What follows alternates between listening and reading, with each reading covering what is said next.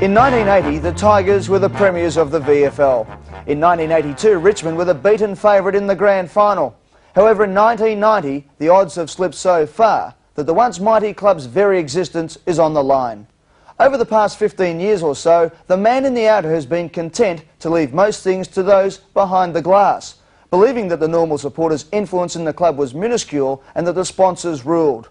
Well, the Footscray revival, and even that of Collingwood a few years ago, has shown that just as in the very early days of football, the supporter is the lifeblood of the club. Now is the time for Tigers to roar, to save your club, your traditions, and keep the yellow and black in the AFL forever. Away from Tigerland, a fighting fury, we're from Tigerland. In any weather you will see us with a grin, risking head and skin. If we're behind then never mind, we'll fight and win, for we're from Tigerland. We never weaken till the final siren's gone. Like the tiger of old, we're strong and we're bold, for we're from Tiger, yellow and black, we're from Tigerland. The mighty Tigers, strong and bold, who would eat the opposition alive.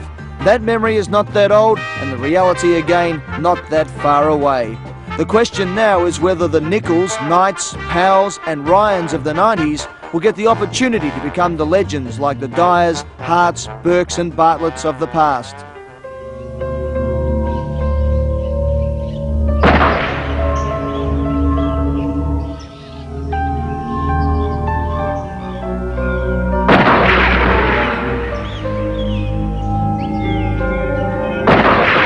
The Richmond Tigers are facing extinction.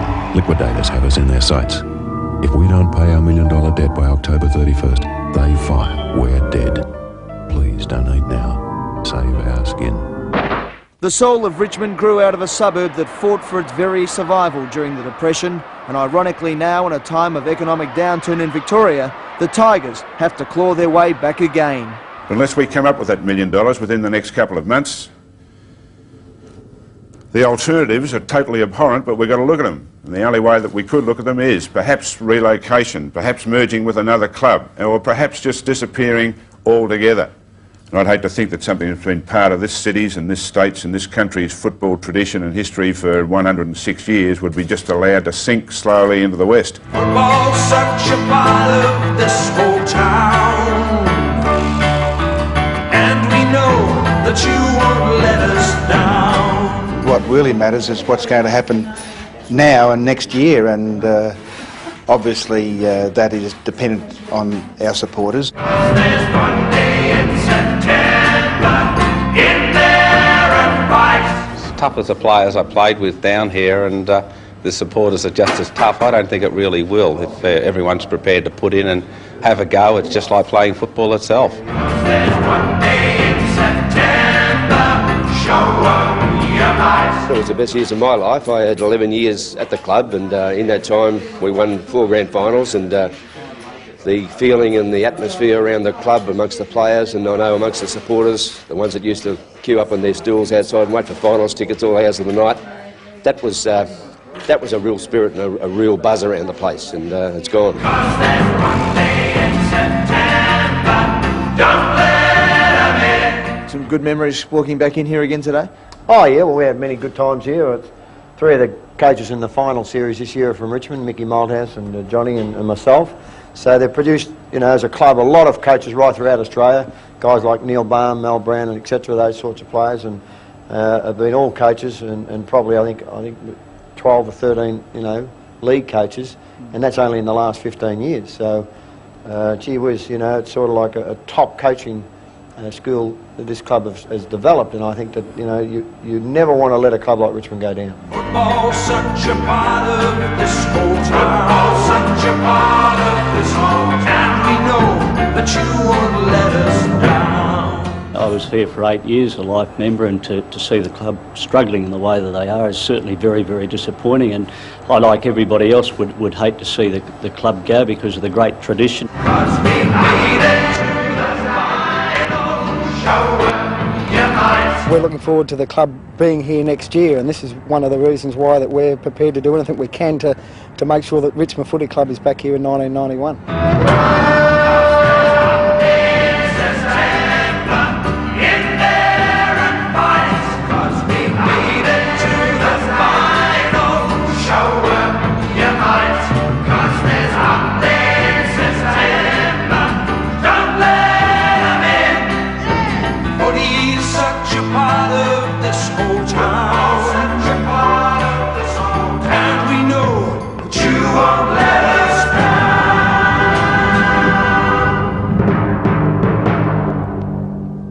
What memories this wonderful football club have provided. The tough men, Jack Dyer, Max Oppie and Mopsy Fraser. The great centre line of premiership years 67 and 69 of Burke, Barrett and Clay. The greats like Roger Dean and Fred Swift from 67. Both teams are giving everything as players force themselves to their limits in one of the most exciting grand finals for years. Hafey is a picture of intense concentration as Ganane pulls down one of his better marks and has an easy kick from right in front. But it's not Ganane's day. His kick is off beam for a behind. For the fourth time, scores are levelled. The tension is taking its toll on the Tigers coach. From 35 yards out, Ronaldson's kick goes over the outstretched hands of the pack for a goal at the beginning of the time-on period. Richmond hit the lead, 108 points to 102. Tearing in to grab the ball, Bartlett turns and kicks his second goal after 28 minutes. It could be the match winner as the Tigers increase their lead to 11 points, 114 to 103. With victory in sight, Barrett smothers the ball, taking no chances of being beaten by an awkward bounce. Geelong stay in the fight. Farmer passing to Costa as they stage a last-ditch attack. Scarlett just fails to mark in front of goal and loses the ball. Ryan grabs it to snap it behind, and the Cats still have a chance, although Pianto and the Geelong officials know it's a slim one. Grabbing the ball in a pack, Goggin has a long shot, but it's well marked right on the line by Swift. And Geelong's last chance is gone, as on Swift's clearing kick, the siren signals the end of a memorable match won by Richmond. 16 goals, 18, 114 points, to 15 goals, 15, 105. It's a well-merited triumph for dedicated coach Tom Hafey, who is acclaimed on all sides. So too Fred Swift, who realises his greatest ambition in his 10th season and after 157 games with the Tigers. Sir Kenneth Luke presents the VFL Cup to Fred Swift, captain of the conquering Tigers. It's not that long since Richmond was one of the strongest teams in the league, and why not? The Tigers dominated, as we've just seen, in the late 60s, but in the early 70s the Tigers reigned supreme. They were involved in some of the most memorable games of the era. In 1972, Richmond finished in second place, 2 points behind Carlton after the home and away season. The two met in the second semi, one of the great finals of all time. 30 and a half minutes gone. This looks like a draw coming up. The play on centre wing on the outer side. Neither team with a chance to score at this stage. Gallagher comes out, hooks it back around toward Jezelenko. Despite the efforts of Jezelenko, it will be the draw of the season in the second semi-final at VFL Park. So next week, the kick from Jezelenko after the siren won't score, and it's a draw. So next week we'll see these two great sides compete again. And what a game it will be. A week later, 92,670 people crammed into the MCG to see the Tigers, with Ricky McLean kicking 5, Barham and Richardson 3 goals, and Clay, Burke, Walsh and Sproul in the best, go through to the grand final, winning by 41 points. And the Tom Hafey Tigers were raging favourites to take the flag. But Carlton bounced back to kick a then record grand final score. In fact, Richmond's losing score equalled the previous highest grand final total. Jezelenko booted a then record 7 goals in front of 112,393 people. Carlton won 28-9-177 to 22-18-150. For the Tigers, Barham kicked 5 and Sheedy 3 in the last quarter. Barry Richardson also kicked 3 goals. In 1973, the Tigers were back, this time looking for revenge. And again it was Carlton they shaped up to in the grand final. Right from the start, the Tigers gave their all, and more as Laurie Fowler's bump on John Nichols and Neil Baum's KO of Jeff Southby became folklore. In 1973, the Tigers had lost the qualifying final to the Blues by 20 points, then thrashed St Kilda by 40 points, came from behind in the preliminary final to defeat Collingwood by 7 points. The grand final was played in front of nearly 117,000 fans, and with the Tigers under 17s, under 19s and reserves already having won their flags, the seniors opened up with 3 goals to Sheedy and were never headed. Kevin Hall kicking out. Goes straight up the centre once again. Francis Burke knocks the ball clear, taken by Hart. Hart a hand pass over to Wood. Wood from the pocket steadies and he drives it through for another behind. Oh, Bobby, they haven't let up one bit, have they? They've kept this pressure right on. They accepted every onslaught that Carlton could possibly throw at them, and now Richmond have come back and are continually driving the ball forward. Jones takes it, a hand pass to Quirk. Quirk walks around, gets his kick in towards centre half forward. It's over the top of the pack of players. Jezelenko one way then the other. A hand pass across towards Walls. Walls overruns the ball. It's taken away from him by McGee. McGee's fumbling. Now he gets out of danger. Drives the ball back into the centre where it's all Carlton and runs straight past them. Through to Wood. Wood fumbles the ball. It's back to Crane. Crane swings the ball back to half forward. Burke, it's over Burke's head. Burke keeps going though. Fowler.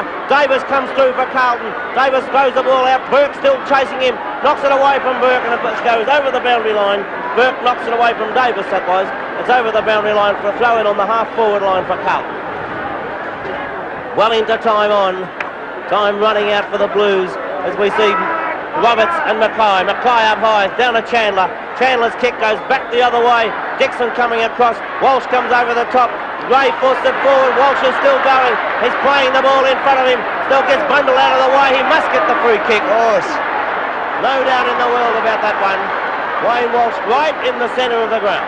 29 minutes gone and 30 points the difference in favour of the Tigers. Looks like McKellar's coming on for Richmond. We wait for the kick to be taken. Umpire Robinson out there, seeing the ball delivered back to Wayne Walsh. Walsh between the centre and centre half forward positions. There's his kick going out to the pocket on the outer side, and O'Connell marks in defence for Carlton. O'Connell now immediately tries to get it to the half-back flank. Up goes Wood, spoiling an attempt by Quirk. Wood has it there, he's got nobody to get it to, and he just brushes his opponents aside. It's Sproul in command now. Sproul tries the hand pass. Over it goes towards Burke, who's on the forward line, but it's taken by Quirk.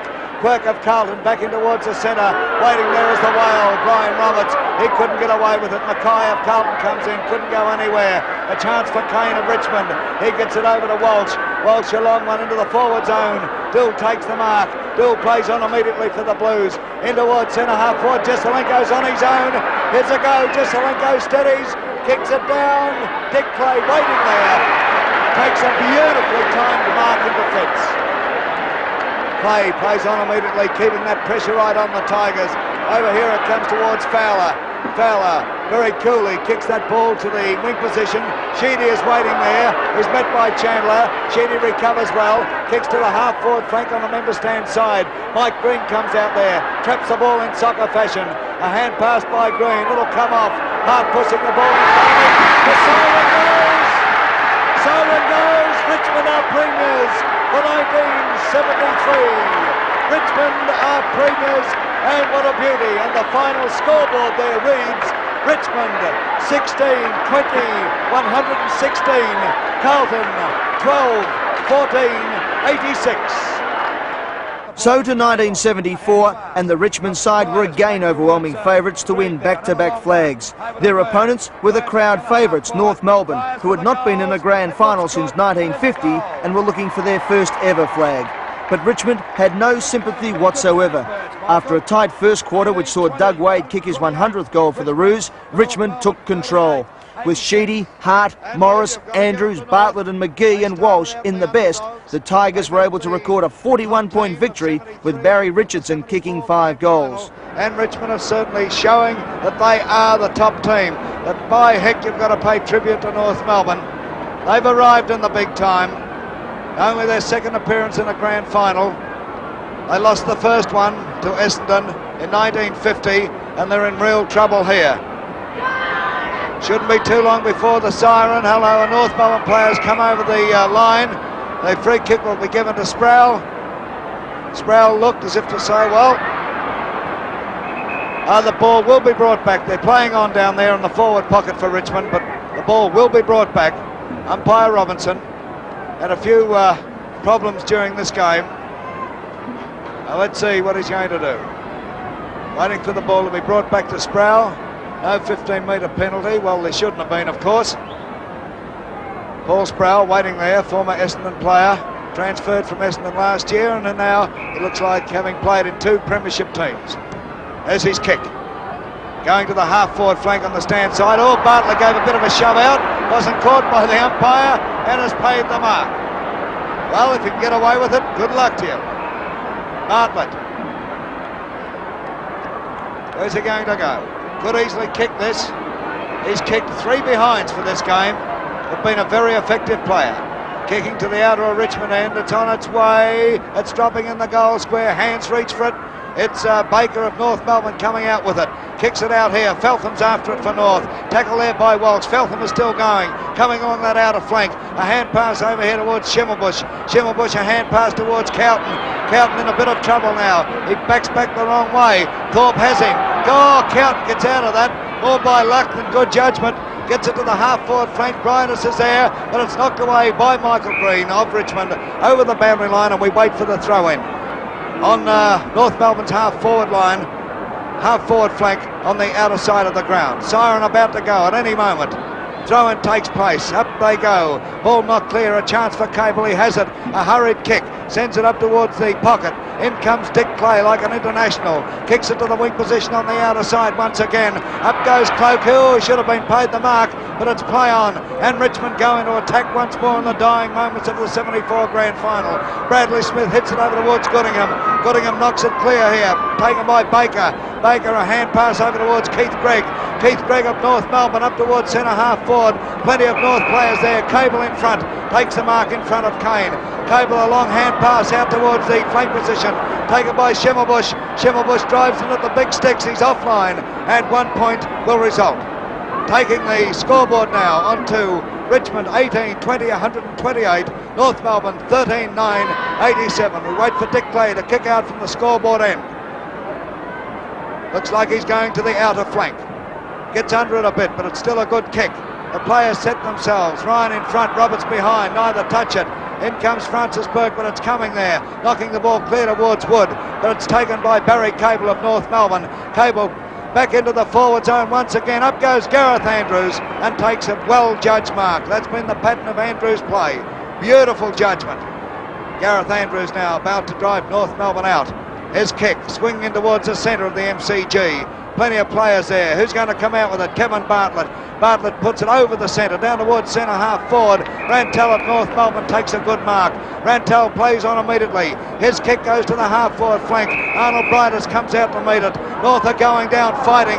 Hand pass over towards Burns. He's in trouble as Clayton comes through. Clayton is tackled. There is Kevin Morris with Burns. A siren goes.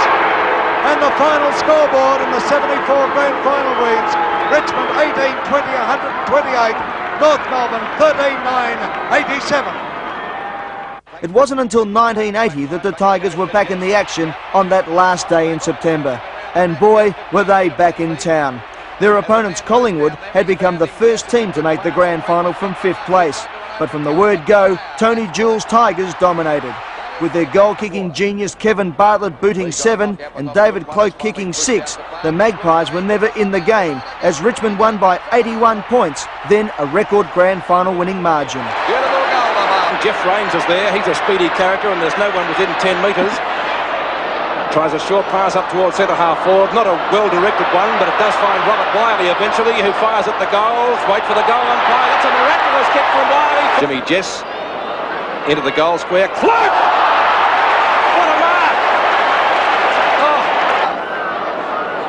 Knocked out by Lee again. Rawlings will go for a hand pass over to Wiley. Bounced right, he's running to an open goal and fires. This looks bad for Collingwood. It's through for another one. It's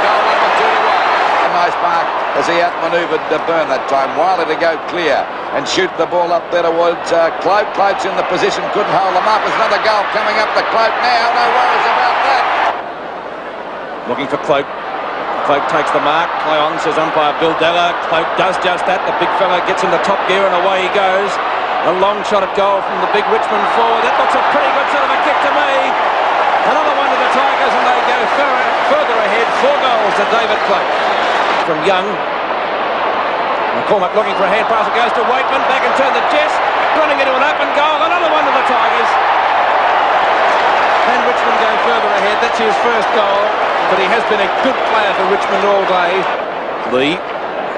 Big fist to the ball. Looks for Bartlett. Has he found him? Doesn't bounce too well. Now it bounces up into his arms. Bartlett. Unselfish to Rollins. Rollins throws at the goals. And that's another one for Richmond. Kick looking there for Roach and Cloak. Oh, Bartlett again has a chance for a goal. Number 5, I think he's done it. Yes, he has the little chance. A long kick by Smith up towards Cloak again. Couldn't take it. Roach is there. Gives it to Bartlett. Bartlett 10 metres out, running in for another one to Richmond. They're giving him all a run now. It's to Bartlett. Bartlett and Magro having a battle there, but it's Bartlett getting around Magro. Look at the little champ go.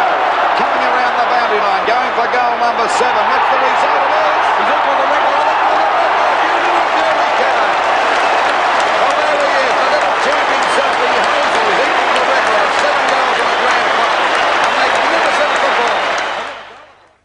While success since 1982 has been scarce on the field, 1990 has again seen a resurgence in talent and optimism at Tigerland.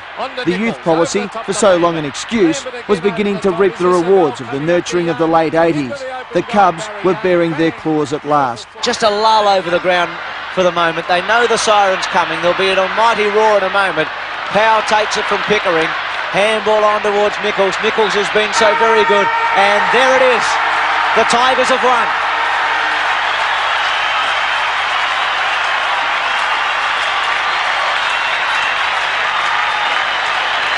Richmond 18-20, 128 has defeated St Kilda 16-12, 108. A big and enthusiastic crowd here at the MCG. And look at these young Richmond Tigers. They're delighted. Their 5th win from their last 8 games. And Richmond as a group, they teamed up all day, they tackled ferociously, they refused to give in, and suddenly, who knows, maybe the Tiger can roar in 1990. There are many great memories and legends to be created from Old Punt Road yet. It's up to you. Last year, $165,000 was raised, a great effort, but not enough. This year, the bid to save our skin has brought forward a new generation of Tigers prepared to give their all. In 7-year-old Christopher O'Brien. Dear Richmond Football Club, I feel as sad as you can get. You can have all my money, $50.40. When 7-year-old Christopher O'Brien heard that his beloved Tigers could go out of existence, the young fellow burst into tears. But rather than sit back and watch, he wrote a heart-rending letter to the club that left even the toughest of Tigers with a tear in their eyes. What do you think of the Tigers? Do you think they should survive? Yeah. Why is that? Because they're the best team. At a public rally again at the MCG, a huge crowd turned up to give those Tigers leading the fight to keep the club alive great hope. Some of the biggest names the club has produced spoke of their love for the club and what the Richmond Football Club had meant to them. It was a day to make anyone with the yellow and black in their veins feel proud. And the biggest name of them all, Jack Dyer, was reluctant to speak at the meeting. But when the enormity of the fight was realised, Big Jack strode to the microphone to a standing ovation and roared like the Tigers of old. I look around today to think that they dare is the word, to try and throw us out of the league. I think they must be moonstruck up the top there somewhere. And Georgia all turned up. I was a bit frightened that they mightn't turn up, that it would rain or something like that. But they're here from all over Victoria. God, I hope you're right about that instead of taking photos here.